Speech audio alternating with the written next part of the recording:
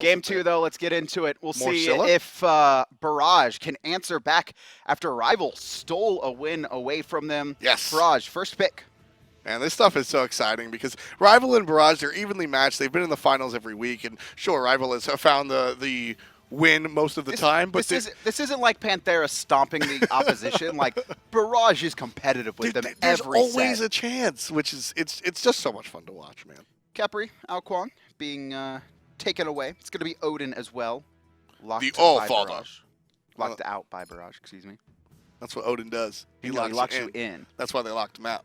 And so Guan Yu, he's going to be locked away, and Neith is actually locked in. Yeah, there you go. But not the Odin ring. No, she's locked in on the team. How much do you think people hate us? Depends on who you ask. Okay. Reddit, Twitch, 4chan, etc. We get all 4 different answers. Twitter, if you want to include that. Actually, don't include Twitter. Athena will be selected along with Thor, so the globals still the flavor of choice. Yo, for look Team at these Rival. runbacks, man, this season. Not only on console, but PC as well. These teams, like, they go into the picks and bans with, like, a set strategy. Yep.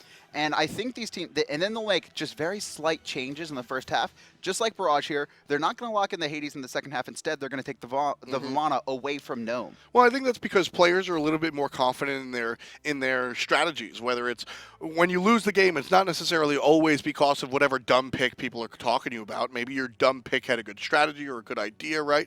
And you know, like I said, if I'm Barrage, I'm looking at that last game, Kevin. I'm like, all right, we got separated at the end, but we beat them for the entire game. Why change it? I mean, if Watson doesn't get caught, we're fine. And now, Rival, they're actually going to lock in Scylla for themselves this time. Yep. So no Wombo combo for Barrage. They also locked in the Fenrir as well, so switching it up instead of the Naja. No wombo combo out of Scylla, that's for sure, but you still have plenty of other burst mages, whether it's Poseidon, whether it's Ra. I mean, you have a Fenrir, you could go the double dog and pick up Anubis. And, you know, Ratatosker, Ragnarok skin. I'm just throwing it out there. It's an option. The Monkey Band coming out from Barrage. Now, Sun Wukong is a character that we have seen a couple of times come out from Rival in the solo lane. It's just like a bunch of knockups. He's just an annoying backline disruptor. It's honestly the Ox form, right? Without the Ox form, you never see Sun Wukong again. The Ox form just so good at disrupting a team fight.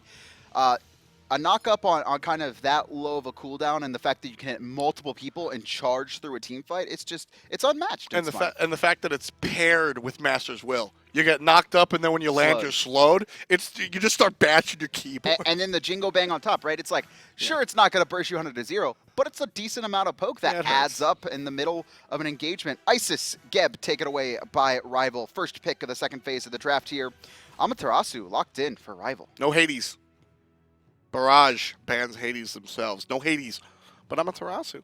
We'll see where she winds up. Likely the solo lane. Looking at the way the Team Rival has put up their picks and bans, everything seems relatively normal, if you will. Looking for a mage. Freya. So going to be, could be the Hunter role here with Neith in the mid lane. I would have to expect. Freya in the mid, especially against a Thor Scylla, I only see death. Yeah. And the Freya is going to be paired with a Sobek. So good amount of protection, also the potential to set up kills there.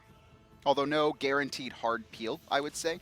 Apollo's going to be selected for Team Rival, and Freya's going to...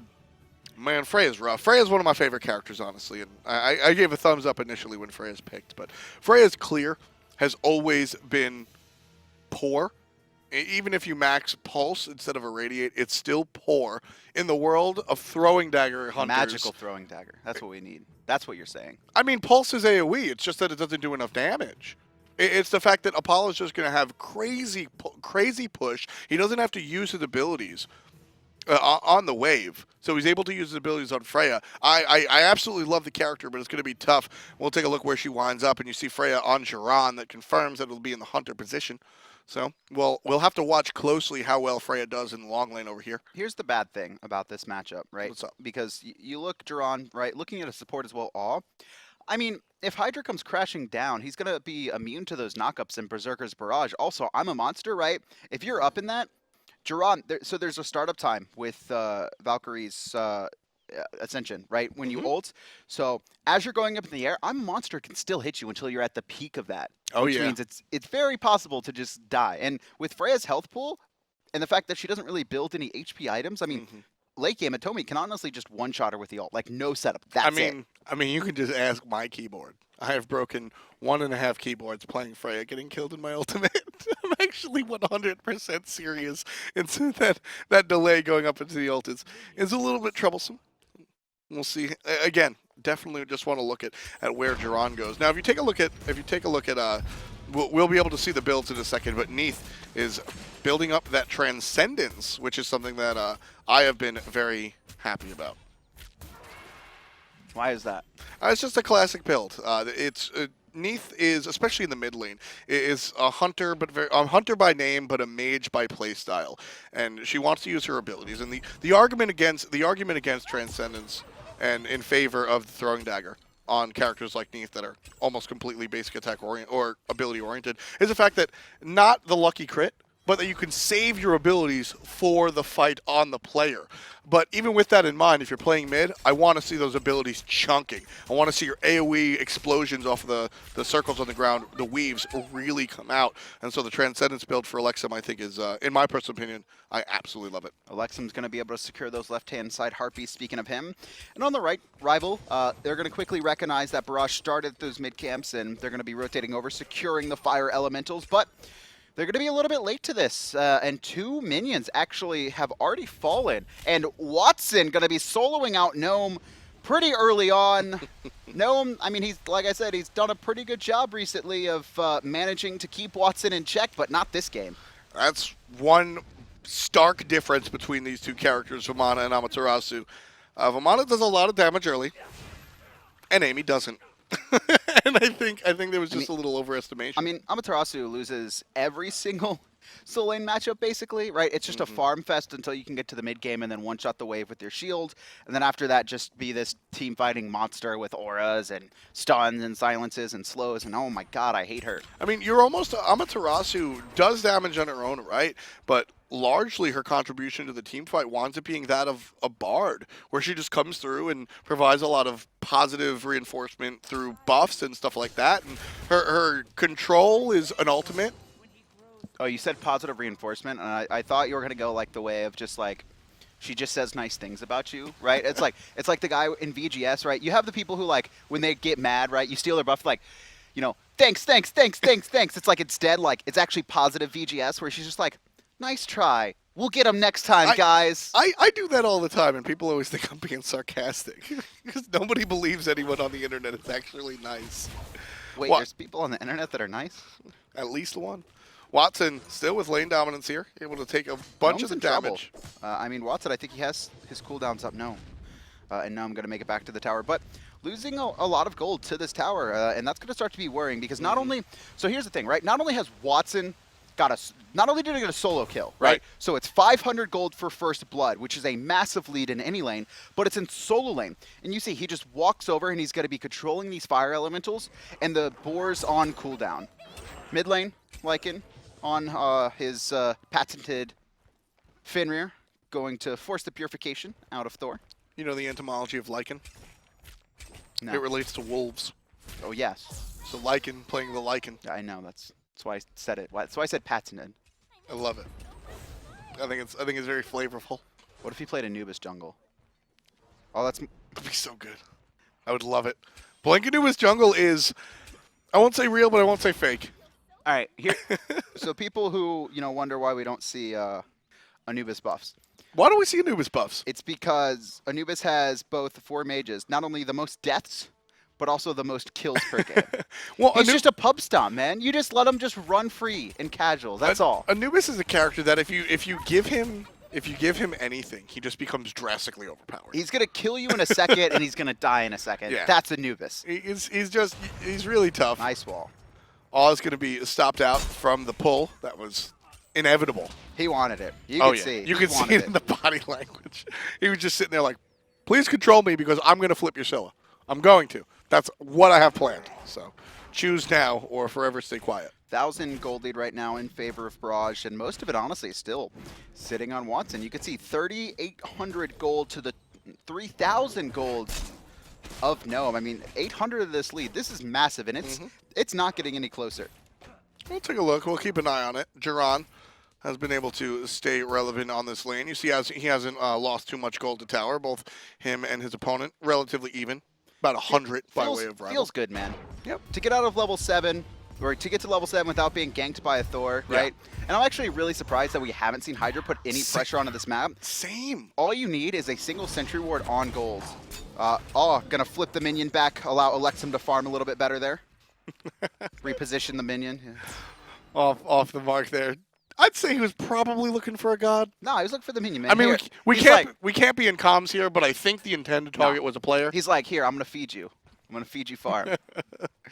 Elexum able to pick up some farm after that. Gold Fury now will at least be looked at, whether it's Really? the ward or not. I think it was just a check where rival went because they dipped into the jungle. I'm really surprised to see Gnome trying to box Watson here, right? Obviously, you have the Amaterasu passive, which means Watson's going to take more damage. But the problem is, right now, he's a tier 2 breastplate behind. Yep. Like, the boxing is not going to go in his favor, and then you're going to get poked out. And look at this, Lycan rotating over here. They're going to try and bait the dash out of Gnome. And Gnome's damage reduction already online. And there's the ultimate out of Neith, and this should secure a kill. The ultimate will prevent the crowd control, and Athena ult will make sure that that kill won't be secured. Very smart play from the rival support Zenborne. The taunt will help Lycan turn around, and now Gnome still stuck. Avoids the burst from Vamana. Great dodge. Really well played there, honestly, from both teams. I think Barrage was a little bit off the mark. If they had secured that kill at the start before the Athena comes crashing down, it's a lot easier. But Gnome, really good job recognizing it's like the gank's coming, and then he makes sure that Athena is ready to ult him. The second the dives happen, Athena ult comes down. Now, caught in the jungle. I'm a monster. Oh, he lived. Oh, but he actually walked on the rocket still, though. The stun off the mark, and gonna escape with his life. Trying to find the wall there. Obviously, Sobek crowd control immune during the ultimate. Could not find the stun, but tried to find the wall, and Hydra unfortunately did nothing but wall out his team. Sobek escapes with a hair of HP. All stays alive. I don't think do alligators have hair, like somewhere. At the very like least, they have. At the very least, they have Scylla. He escaped with his scales. Sure. By the scales of his teeth. The teeth of his scales. There's definitely no scales on his teeth, my friend. Escaped by the hair. What's the saying? Skin of my teeth. Right? So, scales of my teeth. I wish you could see. Constantly, I wish you could see my face when I respond to Kevin. I'm just waiting for you to do the claw, like I'm a monster motion again. I cast my hands all the time. I'll sit here and I'll like push towards the screen when players are pushing up. I'll pull towards myself when they're retreating. Left-hand side here, though, you could see rival setting up. We haven't really seen Hydra attempt a gank onto the Freya just yet, and he's just gonna walk into the lane. I mean, Jeron kind of knew what was happening, spotted him, but still surprising to see him just walk in the lane there. And Jeron, positioning has been on point so far. Very defensive. I mean, sure, positioning has been very good from Jeron, but we just haven't seen anything from rival to really make him be under attack. This is the first real attention that anybody's paid towards Freya, and a lot of my concerns about this character in the long lane were about how vulnerable she was and how she wasn't going to be able to clear the wave, and the rival have not capitalized off of that. And where the build is going, Freya's going to be able to be a lot more safe in lane because of the wave clear coming online with the boots and the Fatalis. Mid lane. Aggression. Stun not going to hit, and honestly, we haven't seen too many of these. Hydra had the nice stun early to keep Awe at bay when he was trying to look for a pluck, but since then has been kind of off the mark when setting up for kills here. Right-hand side, though, Lycan, not going to... he doesn't know what to do. You could see kind of the disparity in calls. Yep. He's like, hey, can we kill him? No, I can't. Are you sure? Then he walks back, then he walks back again. No, okay, all right. I'm going to go back to farming. Indecision not hurting him too bad. He says Lycan stays even with the opponent Hydra in the jungle. Everybody about 4,700 gold on their junglers. Lycan will head back into the jungle looking for any sort of farm, small farm coming from elementals up in just a little bit. And a large rotation might lead to a gank in solo lane if Watson can get rival to come off of his tower, and he will. And there's a slow. Here comes Lycan, stun off the mark, and it's going to force the ultimate out of both Athena and Amaterasu. Neith will respond, but not enough. Same combination we saw last time. Same miss jumped by Lycan. Has not been able to find it on a Gnome. I like this play, and especially after the first time, I want to see it. I want to see Barrage make the adjustment, and they certainly haven't. I want to see the same play happen. And once you get the Athena rotation, just hit gold. Just hit gold. You're forcing out that Athena rotation. You know that. So just hit the Gold Fury. It seems so basic. And decent. So 10 minutes in, Athena still level 8 right now, although Awe is as well. Pretty low farm, honestly, for the supports. Surprisingly, 10 minutes in, there's been a lot of rotations, but they haven't been able to farm efficiently. We're not seeing them split camps as well. We're not seeing them split lanes as well, and this could be a detriment, especially once I'm a monster comes online, right? And it already is. There's 25 flat pin for Atonement. I mean, one stun onto Awe, and he should die. Last time it didn't happen. No. The damage, the Shoes of the Magi weren't, picked up yet by Atonement, but at this point, I don't think he can survive that burst. It's going to be a little bit rough. We'll see. Very slow-paced game this time around. 10.5 on the clock and only 1 kill. I think it's more calculated aggression. Barrage want to get rolling early. It's kind of the same thing. They have the Neith ult, and they have a bunch of Seagull target. Watson was able to get a first blood. Left-hand side, though. Aw's going to get caught out during the charge prey, so he doesn't get the pluck, but he gets stunned himself.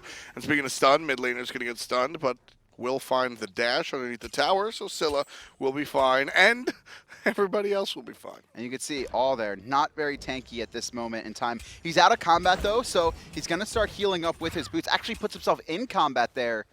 To get the immediate heal. And Watson zoning here. Arrow connects onto Hydra, takes a little bit of poke. Lycan jumps forward, goes into big dog form, and they're going to be looking for the soul laner. Ultimate coming out of Neith, and there's some more damage. Watch how Fenrir is brutalized, follows Gnome across the map, and is able to pick up the kill despite the dash all the way to mid lane. Watson going to chase down Headhunter. A lot of damage coming out from the Vamana, but it's not enough. Maybe will wear off before he can able to tank the tower. But while we were looking at Watson, the tower was being taken. Barrage found themselves with an early quick lead again. About 1,500, and they will look towards the gold to extend that even further. Someone might need to zone. Ultimate not online for Hydra. Is online for Zenborne, though, but it doesn't look like Rival's going to be anywhere close to this. And Barrage walk away with the first Gold Fury and Tower at the same time, find themselves 2,800 in the lead. Good first step for Barrage, although this game they definitely have to focus on keeping that lead and making sure it stays in their corner. We saw Rival able to usurp everything from them late in the game last time around, so Barrage will have to be a little bit more cautious, make sure they don't get picked or stuck out as often.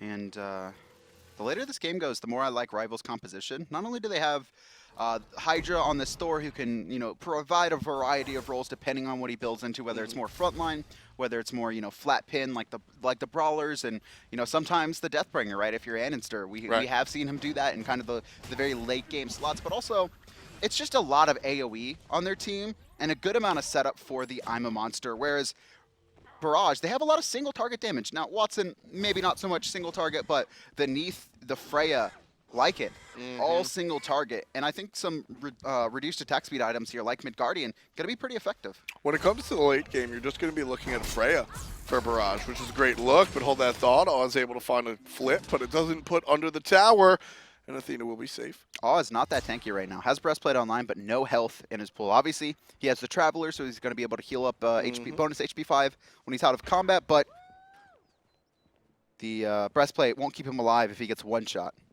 Jeron, like I said, is really where everybody needs to be looking if it comes to late game for Barrage, which is an interesting choice because it's just Freya, right? Fenrir is not going to scale late into the late game as far as damage is concerned. Sobek is a support. Whoa. Elexum on the... What's up? Sorry, I just noticed Elexum on this Neith. Boot's not finished. No. I mean, that's a pretty big power spike. The bonus physical power. Obviously, he went Aussie, but he has a heal in his kit. It's just surprising to see. For me, I think what happened was he backed, and if you can buy the whole Aussie versus just the tier 3 boots, I think you take the Aussie. It gives you a nice attack speed buff and able to stay a little bit more relevant. Thor's forced up. That's a defensive ult. Don't be surprised when he ults on top of his own Scylla. Got in a little bit of trouble in his own jungle there. And left-hand side, Jeron has control of this lane, but the rotations come from Rival, and the call is out. Jeron going to head straight back to his tower, having none of it.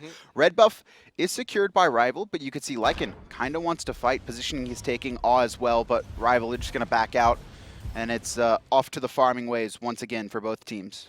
Gnome forced to back, but he did proxy the wave before he did, so Amaterasu sat there looking, all right, the minions should be coming The minions should be coming, but they never actually came up the lane. And meanwhile, different story on the left side as Barrage is able to look directly towards Headhunter. And there it is, the kill from Jeron in the sky. But Lycan is going to spill, and Gnome will pick up one for himself as well. So far, 2 for 1, rival on the better side. And Barrage, you know, they put so much into trying and killing one member, right? The Apollo, that now they've been caught on the wrong side of the tower. The rotations came in, and Watson, he's still in the soul lane. That was a 5v4 fight, and it's going to be Barrage coming out, or excuse me, Rival coming out on top with 3 kills. Well, Watson will be able to pick up the tier 1 tower, and he's going to keep on keeping on.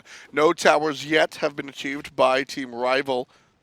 So they get their 3 kills, but they don't really get much else off of it. Barrage still staying in the lead, and Watson won't be able to look too hard at this tower, but it will force the rotation from Amaterasu. Still about a 2k lead, though. A lot of that is on this baby here. Watson just been handling Gnome in game 2. Yeah. Amaterasu, though, is expected to struggle, so going to start coming online. You can see she's building into a runic shield, so really wants to reduce that attack speed. You're totally not expected to win the lane, but you don't want to lose your tier 1 tower at, you know, 14, 15 minutes. It's definitely not a good look. Watson able to just I think that's fine, right? It's like you trade out a tower, but you keep it in the lane and you win the 5v4, and it's a 3 for 1. Helps you get back in the game. Yeah, no, by no means. I mean, losing your tier 1 tower isn't the end of the world, especially for solo laners. But you want to make sure that you get something out of that rotation, right? And the 3 kills is definitely nice. It's not something I'm ever going to say no to. Please don't kill the enemy team. Like, that's not something. But there wasn't any, you know, the tower didn't come after. The Gold Fury was already down. So, I don't know. It's a little, just makes you stutter step. Barrage lose game 1 in a turnaround here. Once again, though, they find themselves in the lead. This time, they don't want to relinquish it all. Trying to find a pluck, but going to get turned on. Rooted in place, Crush. No, I'm a monster just yet. And Lycan jumps to the backline. But speaking of backline, it's Hydra crashing down. Not going to find anyone. Stuns out Elexum, who's now just dealing basic attacks. Gets down into the ult. Stuns out, and it's going to be enough for the dog to pick him up. Able to combine off of the hit. Headhunter. And Headhunter finds the backline off of the ultimate. Still looking for more. There's this Mez waiting for the rest of the team to respond, but Jeron hits the kits and gets the kill onto Headhunter. Oh no, Gnome finds the stun on Jeron, but misses the shield, doesn't turn around just in time, and now it's Barrage surging forward. They found 2 kills so far. Doesn't look like they're going to find another, and they only lose their support player in all, and I'm sure he's fine with that. Barrage after that fight, they'll head over the left side looking at buffs before they look at the Gold Fury. Red buff secured off of the invade from Barrage. And now Elexum Lycan will at least clear the vision. I think it's a little greedy if they commit to this Gold Fury. This is greed. Jeron still coming out of base, and I think they recognize it. Hydra's in the Hydra's sky, up. but Elexum, his dash is down, and Hydra's going to find him, but the Sanctuary will keep him alive for now. It's Watson left alone for 4. Watson versus 4? No, it's them just trying to survive as Watson trying to chase down Scylla. He's going to die, though. Teleport? No way! The whoop! No way! The whoop from Freya helps his teammate. Watson teleports to the other side of the Nairobi, and Hydra gonna fall down off of Elexum's backflip, gets the kill, all brought to you by Jeron. Somehow. I mean, that was just a combination, right? Wow. Watson. No, I thought, you know what I thought? I thought he gave up. I was like, oh, come on, man. You could at least run around and waste some time. But he's like, he teleports out. I was like, there's no way he gets out of this. And then just the whoop. So beautiful. Barrage find themselves a couple kills and a Gold Fury as well. Let's take a look at the graphs. It's about a 5,000 lead after that one. Man, that was fun. I love to see that sort of thing happen, and Watson's able to find his safety through the teleport. Let's see if it works for Athena. It certainly will. Very quick. What was that noise? Was that... That was Fenrir. Was that Fenrir? That was his skin, whatever it was. I don't know what skin that is. Is it Seething Howl? I don't know. Aggression onto the tower. Headhunter gets stunned, and Watson's here. Watson gets mezzed out right before the stun. Smart play by Headhunter.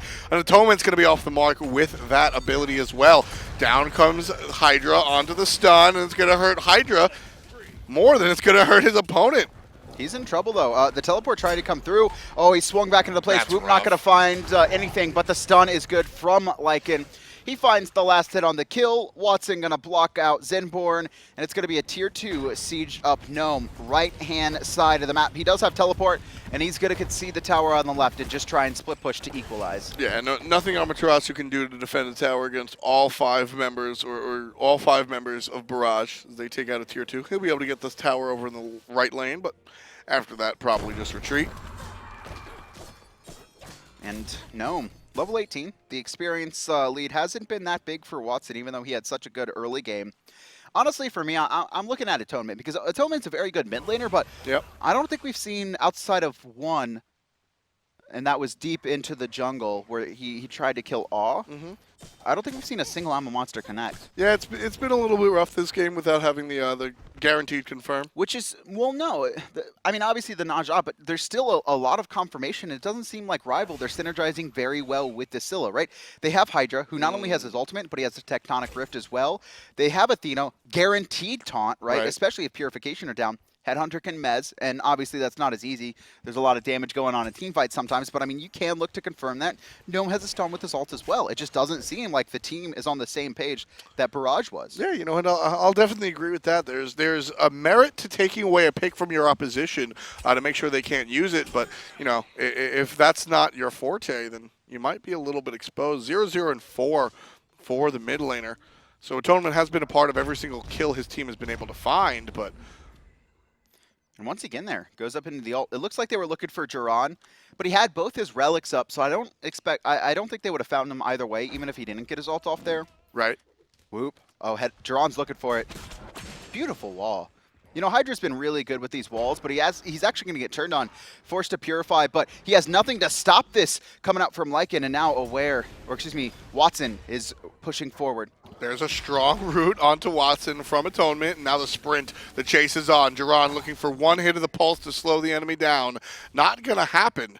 And Barrage will retreat and head back towards the mid lane. Still tier 2s available in mid and right, should Barrage want to turn their faces to an objective. And that's what they want, right? They want to force a fight right now, but they're not in a position that they're strong enough to bait Fire Giant. There's no Gold Fury up, so let's siege the tower. All lurking under the waters, but it's Gnome into the backline. Same with Zenborne. They found the taunt. Hydra's up in the sky. Jeron in a lot of trouble. He's still going to survive, though. Sanctuary to get rid of the double tap damage from Thor, and Elexum and Lycan are able to take 2 kills out underneath the tower.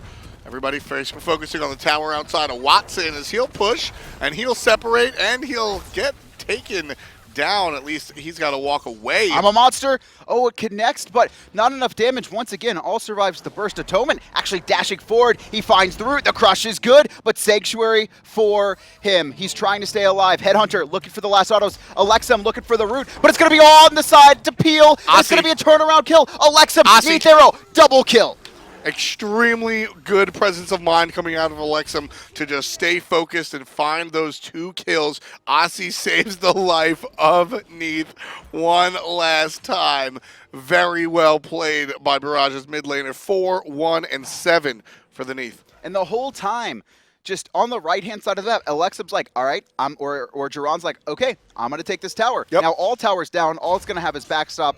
He was shopping. Yep. Needs to be a little bit careful. Oh, Hydra actually taken to the sky. Oh, no ultimate for him. Ooh, way off the mark. Wall will find the stun. The Berserker's Barrage. The wall works against Thor. And all will be safe. Can't chase. That, you know, Thor wall, it's so weird because there's so many good things you can do with it and so many things you can mess up with it. Yep. And at all levels of play, you will see people mess up with it. Yeah, I mean, it's one of those, you can play the character for 8 million hours and still find yourself on the wrong side of a Thor wall once or twice, so always got to be aware of that. Lycan looking for the stun, finds it. Zenborne in some trouble, charging the charge, and there she is. I like what Lycan has done. He's actually kind of stayed away from damage items. Void Shield can be considered. It's a hybrid, but goes right into the bulwark. He's just trying to be this front line. All he wants to do is stack up the runes, jump in, find a stun. Barrage, secure Fire Giant. Gnome sees it. The rest of Rival are here, but it's all finding Hydra in the back of the team fight. Headhunter in the air. Barely. So is Hydra, so will he be safe off of the Neith ult? Neith ult targeted towards Atonement now. Not going to find a kill just yet, but Watson still pushing, and the rest of Barrage coming up the right-hand side. No one in position, though, to finish off this kill on Zenborne. You can see it's actually Apollo split pushing on the left, and Watson just continuously poking this front line. Shell is popped as Watson and the rest of Barrage try and start sieging up this Phoenix. Damage coming out from the ultimate by way of Amaterasu. Finds double one tap. stun, and Hydra's going to be able to take out Awe. And we see the Watson being forced out of the fight on the south side. Damage coming out from Jeron's ultimate as well. Not enough to take out Amaterasu, but she'll be forced out on the west side, or at least the left side of your screen. Watson now forced out of the mid lane. So all these characters being forced out. Lots of damage being applied, but no real kills found. But the result is the same. No defense against the Phoenix. Right side goes down for Team Rival. I mean, the whole time, though. Headhunter able to secure 2 towers. This is a turnaround, or at least an evening. And then once again, I mean, Barrage, it's so hard, especially after that game 1, to kind of get your mind back in it. Right. This is a lot that Rival are investing into this big baby. There is Mantle of Discord finding the stun, and it's going to be a turnaround onto Hydra. Actually manages to hammer out 4 now and takes to the sky. Very important mez there, saves the life of the Thor. But now, looks like Apollo's in some trouble. Sanctuary used to get rid of most of the damage, but with the knock-up, there's nowhere else you're going but home. Watson takes out Headhunter as he finds his 2nd kill of the game. Rival, I mean, somehow just throw away kind of that, I wouldn't say advantage they had, but the power play option. Chasing out Watson, that's been a problem. You know, we've seen from them a lot, right? He's full build right now with Bulwark of Hope and Mantle of Discord, only looking to finish off his Fatalis for his last item.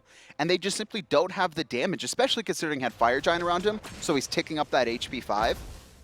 And Very they just rough chase stuff. him. Yeah, I mean, they just chase him, lose a member, and now Barrage, they've been able to recoup and siege this mid-Phoenix. Fire Giant and a 10,000 gold lead in favor of Barrage. They're going to go ahead and look towards the mid lane. Watson not taking his eye off the Phoenix whatsoever. Elexum trying to find the hits in traffic, and ultimately the Phoenix does fall down. That's 2 taken out for Team Rival. Barrage on the front side gets a kill of his own, but Hydra on the backside takes out Awe, combining with Lycan for 2 kills. As Hydra himself will fall this time around. Zenborne takes out Jeron with a lot of help from the Titan. But 3 members of Barrage still exist. Fire Giant intact. And most importantly, Adanas, 2 Phoenixes fall. 2 for 2, though. Rival, they'll be happy that they managed to hold out the game for now. Barrage, this is still their game to lose at this point. They need to drop it with such a lead they have, and they're going to be able to get this Gold Fury as well, start finishing off these builds. Yep. And both teams have actually played pretty well for the most part. Like I said, though, a lot of this coming down to the fact that Atonement, he's been off the mark with I'm a Monsters, and even when he is on the mark, the player he hits have Sanctuary up, and they immune all the damage. Yeah, we're seeing a lot of strong relics and good reaction time from the boys on Barrage. They've been very, very strong and able to really get rid of a lot of what Scylla can bring to the table, whether it's, you know, I think it's about 50-50, honestly, Kevin, where sometimes Atonement is just missing. And then other times, it's just good play coming out from Barrage to either relic out the damage or find a dash move and just get out of town. So either way, just not a lot of success for Scylla. 0-1-6. So she's been local. She's been a part. Crush has been important, but no real giant game-changing ultimates. Fire Giant going to be respawning here soon. It's going to be on the eyes of both of these teams, honestly. And I would say the player kind of keeping Rival in this game has been Hydra for me on this Thor. He's had a lot of nice counter engages, also finding some players in the back line when the fights have kind of broken apart. Sure. Yeah, I think that's been a big part of it. And also you got to look, I want to say also you got to look, but I'm still just looking at Lycan. Those stunts have been so huge for what his team has been able to find here. Barrage, we're going to get right back into it, and we'll see how Lycan continues on. You see 4, 1, and 8. So that's 12 of 15 kills have all been helped out by the Big Wolf. We're going to find ourselves paused once again, guys. We'll be getting back into this game. Barrage. Up about 13,000 gold from the looks of it there at the end, and 2 Phoenixes down. Now, they have the option to kind of bait the Fire Giant fight or try and siege that last Phoenix. They have a lot of towers open, so even if they lose a fight, they still have a couple more options. It's not kind of that situation where it's so late game that you lose one team fight, the other teams just kind of surge down the middle lane or one of the side lanes and finish it off. So they could probably lose about 3 more team fights here before the game is over. And with them having full build, I mean, this is just it's just so good for them. Rival need to play this perfectly. Honestly, Atonement, I'm a monster. It has to connect on its key target. Well, they're off to a good start by keeping up their Phoenix. The fact that Barrage wasn't able to just power down this right side with the Phoenix respawning is definitely a good look if you're a fan of Team Rival. Watson being poked down to about half. A lot of that coming from Apollo. And waiting on the corner here. He wants someone to come. He doesn't really want to fling Gnome back into the team. And then look, it's actually Barrage. They're on Fire Giant here. 2 players left to zone. They need to be careful, though, because Rival, they're all grouped up. And there's the ultimate out of the Sobek, trying to get the slow. What's the Fire Giant health? Fire Giant's being fought under. Not yet completed. You can take a look at the players and the fact that they don't have a Fire Giant around their waist. We'll take a look as Awe and Watson just zoning out. Fire Giant down to about half. And the Titan is under attack as the Fire Minions in the middle lane combine. So if the Fire Giant falls 13. here... I'm a monster over the top. Oh, who actually secured it? Barrage. It's Barrage. They secure it. And now it's on to Rival. They're trying to escape. It's on full retreat, but Watson's blocking their way. He finds the first one, surging forward, all on the side, looking for Atonement. Lycan jumps in, and it looks like Rival, they'll manage to escape with their lives, maybe. And the sprint is activated. Barrage are pushing the gas. Zenborne going to escape on the backside, and on the front side, Atonement. He's in some trouble. Served up and served down. Jeron gets the kill onto the mid laner. Atonement with his second death of the game. But now Barrage looking towards the Titan itself. Here comes a triple taunt. And everybody looking at Zenborne. Doesn't matter, though. Titan, it's going to fall. And Barrage don't throw away this win. And they're going to even the set to 1-1. We're going to go to a Game 3 in the last round of qualifiers. What a great way to end qualifiers. It's been 6 hard weeks of competition. We've been able to see how these teams have performed week in and week out. And this is the final one, as we said. So these, given their standing points and their seed points, we'll take a look at how these teams wind up. And that is how our teams will find their way into the SCL. Let's take a quick look at First Blood. We actually missed this. This was Watson soloing out Gnome here. So you can see he clears the wave. Gnome actually taking a lot of damage. He gets slowed. Oh, I think he had his aura as well. So not electing to get the dash at level 2, which is what most players get in case they get into a little bit of trouble. He gets slowed. Enough damage from the archers for Watson to finish him off. Elexum trades out the AoE mage for the single target Hunter, and Neith really was a big part of what was going on here, whether it was from stuns or just damage from Transcendence build. Either way, Neith and Neith in the mid lane was a big deal. Elexum, very, very important to this team. We're just going to watch some highlight plays from him. This is a little bit later in the game, and I think this is the one where it's actually the turnaround save, possibly. And it's just beautiful positioning from him. Backs away from the crush, goes back into the tower. Watson not trying to find kills there, just zoning out. And this is the save. Sanctuary's out, the crush, and the damage coming in from Headhunter, and then he just jukes back and forth. And he actually finds the stun. He doesn't even aim for Atonement because he knows Atonement's actually in that weave circle, and then he allows his team to help him get out. The one basic that he lands heals him up just a little bit to withstand whatever damage might have come his way. The slow from the backflip as well, like every part of the kit utilized to the nth degree coming out there from Elexum, our Neith player. We'll take a look at game number 3. 1-1 read both of those teams. We're going to be right back after this quick break. Stay tuned for the conclusion of your European SCL qualifiers.